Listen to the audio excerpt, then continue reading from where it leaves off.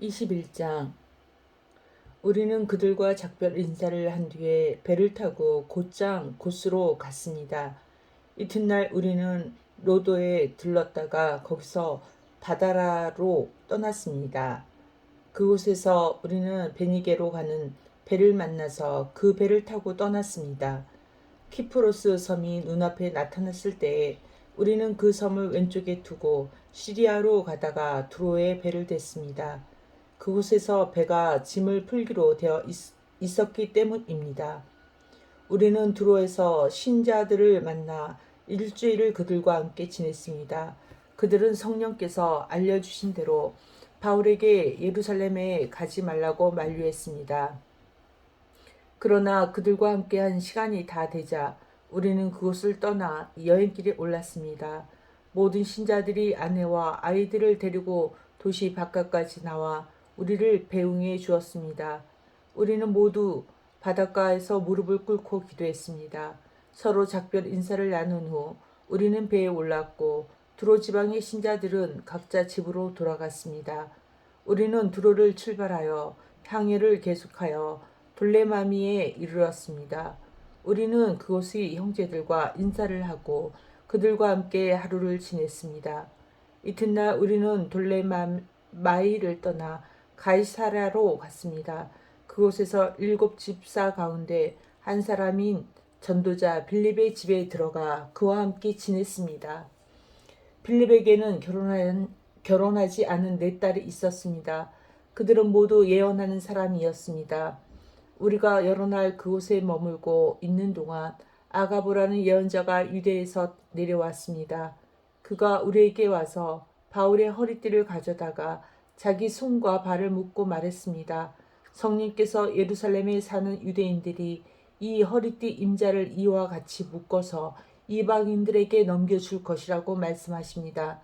우리는 그 말을 듣고 그곳 사람들과 함께 바울에게 예루살렘에 올라가지 말라고 간곡하게 말했습니다. 그때 바울은 이렇게 대답했습니다.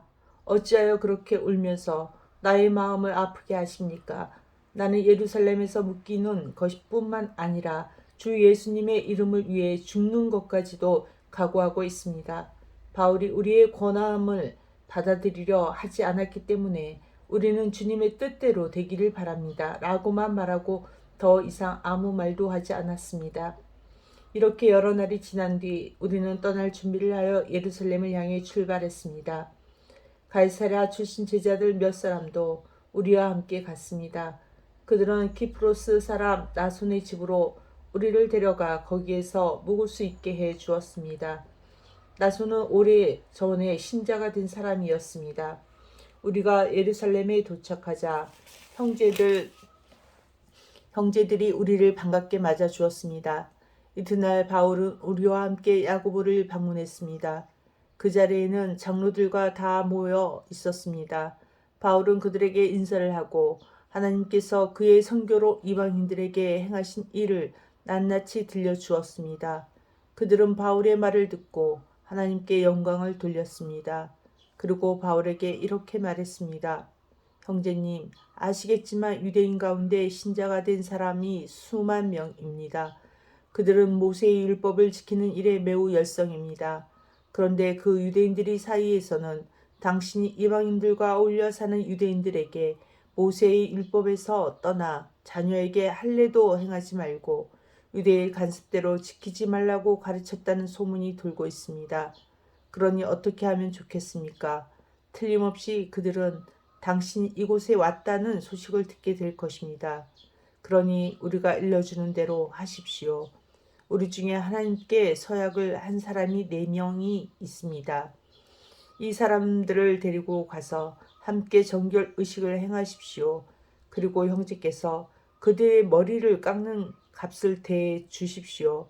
그러면 그들이 그대에 대한 소문이 모두 사실이 아니고 그래도 율법을 지키며 살고 있다는 것을 알게 될 것입니다. 이방인 신자들에 대해서는 우리가 이미 그들에게 편지를 써서 우상에게 바친 음식과 피와 목 졸라 죽인 짐승의 고기를 먹지 말 것과 음란한 행동을 멀리할 것을 부탁한 적이 있습니다. 이튿날 바울은 그 사람들과 함께 정결의식을 행하였습니다. 그런 뒤에 그는 성전 뜰로 가서 정결의식이 끝나는 날짜와 그 날에 각 사람을 위해 예물을 바칠 날짜를 신고했습니다. 7일이 거의 끝날 즈음에 아시아 지역에서 온 유대인들은 바울이 성전뜰에 있는 것을 보고 무리를 충동질하여 바울을 붙잡았습니다. 그 유대인들은 이렇게 소리질렀습니다. 이스라엘 동포 여러분, 좀 도와주십시오. 이 사람은 가는 곳마다 우리 백성과 모세의 율법과 성전을 거스리는 말로 모든 사람을 가르치는 사람입니다. 더욱이 지금은 그리스 사람들을 성전 안으로 데리고 와서 이 거룩한 곳을 더럽혀 놓았습니다. 그들이 이렇게 주장하는 것은 그들이 전에 에베소 사람 드로비모가 바울과 함께 예루살렘에 있는 것을 본 적이 있었으므로 분명히 바울이 그 사람을 성전 안으로 데리고 들어왔을 것이라고 생각했기 때문입니다. 그러자 온 도시는 시끄러워지고 사람들이 몰려와 바울을 붙잡아 성전 바깥으로 끌어냈습니다. 그리고 바로 성전 문이 닫혔습니다. 그들이 바울을 죽이려 하는 순간에 예루살렘 도시 전체에 폭동이 일어났다는 보고가 로마 군대 천부장에게 전달되었습니다. 그는 즉시 백부장 몇 명과 군인들을 거느리고 군중들에게로 달려갔습니다. 폭도들은 로마 군대 천부장과 군인들을 보자 바울을 때리던 것을 멈추었습니다. 천부장은 가까이 가서 바울을 체포했습니다.